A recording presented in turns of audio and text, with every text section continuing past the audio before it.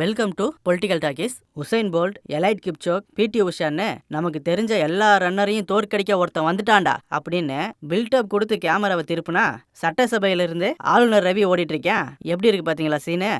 வருஷத்தோட முதல் கூட்டத்தொடர் அப்படின்னா ஆளுநர் தான் அவருக்கு கொடுக்கப்பட்ட உரையை படிச்சு அந்த கூட்டத்தொடரை தொடங்கி வைக்கணும். இதுதான் வழக்கம். ஆனா நமக்கு அமைஞ்சிருக்கிற தருதல் ஆளுநர் அப்படி பண்றது கிடையாது. இது ஒன்றும் நமக்கு புதுசும் கிடையாது. 2023லயே ஒழுங்கா எழுதி கொடுத்தத படியான்னா அம்பேத்கர், பெரியார், கலைஞர்னு தலைவர்களோட பேரெல்லாம் விட்டுப்புட்டு அவர் இஷ்டத்துக்கு படிச்சிட்டு இருக்காரு. அதே தான் 2024லயும் தேசிய கீதத்தை முதல்ல போடுங்க அப்படின்னு சொல்லி ஓடி போயிட்டான் பைத்தியக்காரன். இப்பயும் அதே பிரச்சனை தான். ஏண்டா தமிழ்நாட்டுல பால்வாடி ஸ்கூல்ல படிக்கிற குழந்தைங்களுக்கு கூட தெரியும், முதல்ல தமிழ் தாய் வாழ்த்து பாடிட்டு கடைசியா தான் தேசிய கீதம் பாடுவோம். அதுதான் இங்க வழக்கமும் கூட.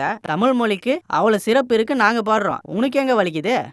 உண்மையா சொல்லணும்னா இந்த ஆளுநரோட பதவி காலமே முடிஞ்சு போச்சு. ஆனாலும் நம்ம வரி பணத்துல நல்லா தின்னுகிட்டு நம்ம காசுலயே ஆளுநர் மாளிகையில வசதியா வாழ்ந்துகிட்டு நம்ம தமிழ் தாய் வாழ்த்தையே ஆமதிக்கிறான். எப்படி இருக்கு பாருங்க. இதெல்லாம் மோகன்ஜி படத்தோட கதை மாதிரி இருக்கு. அதான் குப்பை மாதிரி. வயிற்றுக்கு சோறு தின்றியா இல்ல வேற எதனா தின்றியான்னு கேட்கறதுக்கு எவ்வளவு நேரம் ஆயிடும்? இப்படிதான் ரம்மி சூதாட்டத்தால நிறைய பேர் தற்கொலை பண்ணிக்கிறாங்க. அந்த மசோதாக்கு ஒரு கையெழுத்த போடு, அந்த ஆப்பை தடை பண்ணலாம் அப்படின்னு சொல்லி நம்ம கவர்மெண்ட் பரிந்துரைச்சிருந்தாங்க. அந்த மசோதாக்கே கையெழுத்து போட மாட்டேன்னு சொல்லிட்டான். அப்ப இருந்து இவனை ரம்மி ரவி, ஜோக்கர் ரவி இப்படியெல்லாம் சொல்லிக்கிட்டு இருந்தாங்க. இப்ப கொஞ்சம் பேர் மாறி இருக்கு. என்னன்னு கேக்குறீங்களா? அதான் ஓடுகளி ரவி.